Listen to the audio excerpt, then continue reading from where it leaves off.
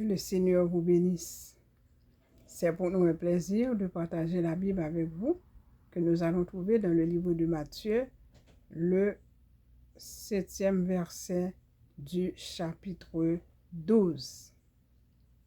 Si vous saviez ce que signifie « je prends plaisir à la miséricorde et non au sacrifice », vous n'auriez pas condamné des innocents.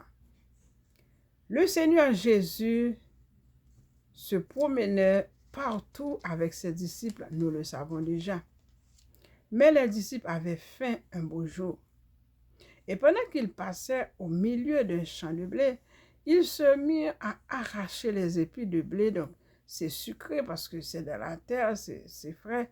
Donc, ils commencent à ramasser, à arracher les épis et à manger. Donc, les pharisiens voyaient cela. Ils disaient, pourquoi tes disciples font ce qu'il n'est pas permis de faire pendant le sabbat? Donc, pour les pharisiens, les disciples du Seigneur n'avaient pas ce droit d'arracher des épis. Et nous savons, bien aimés, lorsqu'on a faim, c'est quelque chose. C'est quelque chose lorsqu'on a faim, lorsqu'on a soif. Si les messieurs se mettaient à arracher les épis, c'est dire qu'ils avaient vraiment faim. Donc, quelle était la réponse de Jésus à ces hommes? Le Seigneur Jésus est allé dans la parole, dans la Bible. Jésus est ainsi. C'est dans la Bible qu'il va pour répondre aux pharisiens. C'est dans la Bible qu'il va pour répondre à Satan. Est-ce que vous connaissez la Bible? Vous devez connaître la parole de Dieu. Faites un effort.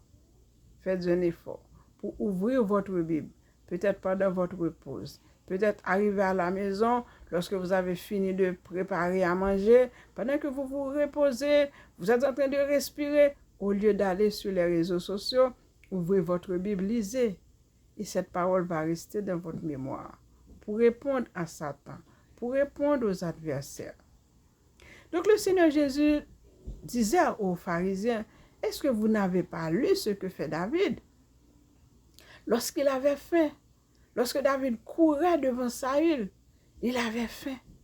Et il demandait au sacrificateur à manger.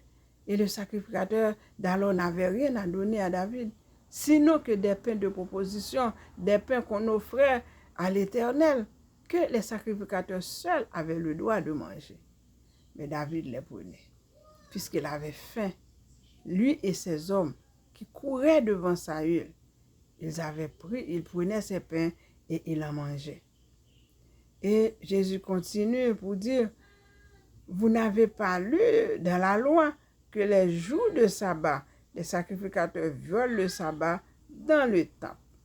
Ils violent le sabbat dans le temple et sans se rendre coupables. Et ainsi, le Seigneur au verset 6 dit, je vous le dis, il y a ici quelque chose de plus grand que le temple. Qui est plus grand que le temple ici? Il y a la présence du Tout-Puissant. Il y a Jésus. Il y a le roi des rois. Donc, ce n'était pas dans le temple qu'on violait le sabbat. Seulement, on violait le sabbat partout, puisque le Seigneur disait, est-ce que lorsque vous avez un animal qui tombe dans un puits, vous n'êtes pas allé le sauver? Ils le font, mais il empêche à Jésus de guérir le jour du sabbat. Il empêche aux serviteurs de Jésus, aux disciples, de cueillir des grappes de blé pour se nourrir pendant qu'ils avaient faim. Donc c'est ainsi que le Seigneur a prononcé cette bonne parole pour dire, si vous saviez ce que signifie je prends plaisir à la miséricorde. Le Seigneur prend plaisir à la miséricorde et non au sacrifice. Qu'est-ce que cela veut dire, la miséricorde, bien-aimé? La miséricorde, c'est une disposition du cœur qui pousse à la compassion face à la souffrance d'autrui et à pardonner par bonté. Donc, lorsque la personne souffre à côté de vous, lorsque la personne a faim à côté de vous, vous savez qu'il a faim. Et la faim n'est pas une bonne chose. il faut faire quelque chose. Lorsqu'une personne souffre auprès de vous, il faut faire quelque chose. Parce que le Seigneur prend plaisir à la miséricorde et non au sacrifice. Parfois, nous faisons beaucoup de sacrifices. L'un des sacrifices que nous faisons, bien-aimés, c'est le jeûne. On a de quoi manger, mais on est disposé à jeûner. On a faim, mais on continue le jeûne. Parce qu'on a besoin de quelque chose. Parce qu'on veut que le Seigneur fasse quelque chose pour nous, opère un miracle en notre faveur. Oui, nous faisons le jeûne. Parfois, nous faisons le jeûne pour avoir la présence de Dieu dans notre vie. C'est un sacrifice. Mais pendant que vous faites ce sacrifice, n'oubliez pas la miséricorde.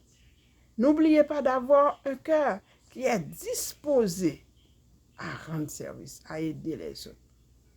Parce que nous sommes là pour faire plaisir à Dieu. Lui, qu'est-ce qui lui fait plaisir? Eh bien, c'est la miséricorde et non les sacrifices.